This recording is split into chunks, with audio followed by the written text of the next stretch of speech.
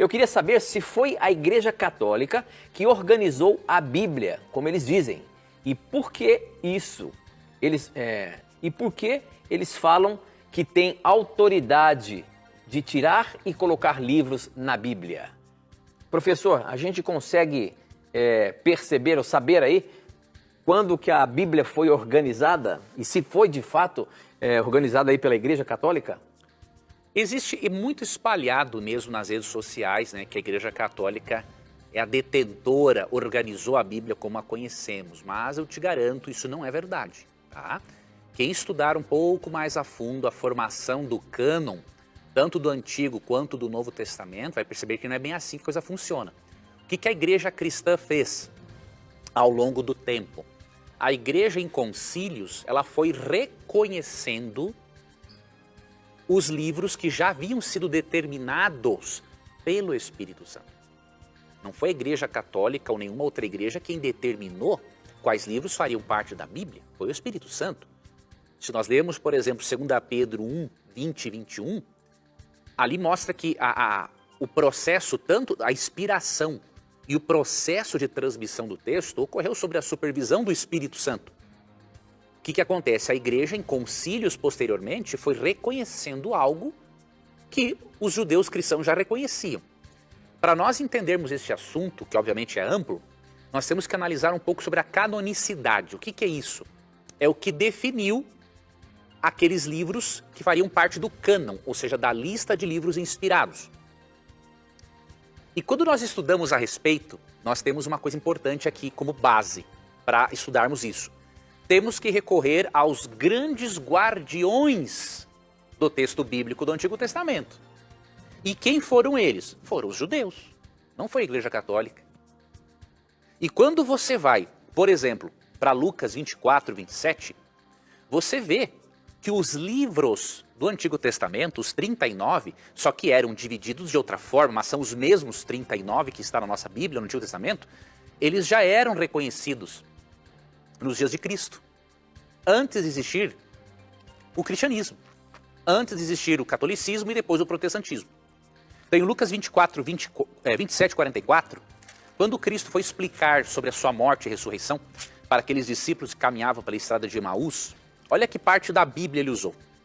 E começando por Moisés, os 5 primeiros livros da Bíblia, discorrendo por todos os profetas, expunha o que a seu respeito constava em todas as Escrituras. Isso você vai para o verso 44, aí divide em lei de Moisés, profetas e salmos. Então, a lista de livros dos judeus já existia muito antes do catolicismo romano. Então não foi o catolicismo que determinou isso. Tá? Depois, obviamente, veio o Novo Testamento. E quando nós lemos uma carta de Pedro, nós percebemos que o Espírito Santo orientou a produção do Novo Testamento e que os escritos de Paulo, já por volta do ano 70 depois de Cristo, bem antes de existir o catolicismo, que passou a existir pelo século IV, já no ano 70, os escritos de Paulo eram reconhecidos como parte da revelação. Tá? Então, 2 Pedro 3, 16, diz assim: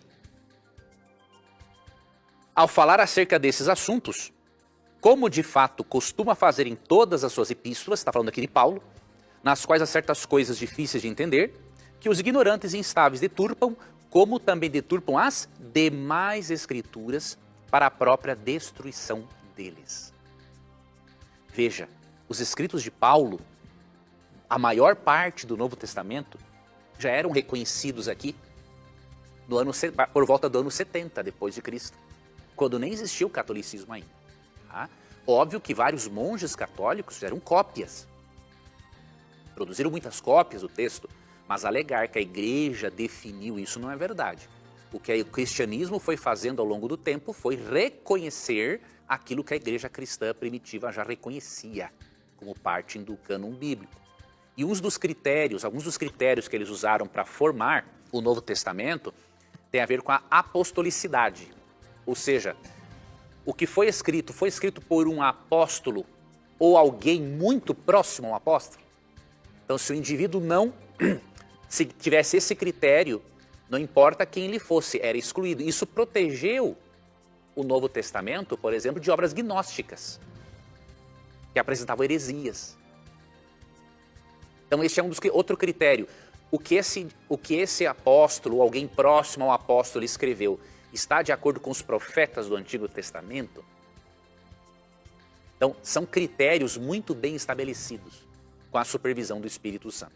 Então, essa alegação de que a igreja definiu quais livros fariam parte da Bíblia, isso não é verdade. Óbvio, no Concílio de Trento, em 1546, os livros apócrifos foram, diríamos assim, canonizados. Eles já faziam parte da Septuaginta, que é uma tradução, não é o cânon original hebraico, né, mas é uma tradução ali do segundo século, bem antiga, né, já existia nos tempos de Jesus, na verdade, antes até. Então, essa tradução apresenta os apócrifos, mas a igreja só foi, diríamos, canonizar esses livros no Concílio de Trento, por volta de 1546. Agora, a Bíblia, como nós temos, ela é bem antes. Então, temos que analisar o que o judaísmo fez. Os judeus do Antigo Testamento e os judeus cristãos do Novo Testamento. Eles são os guardiões. Então, o cânon bíblico é este que está aqui. Fora isso, é especulação humana.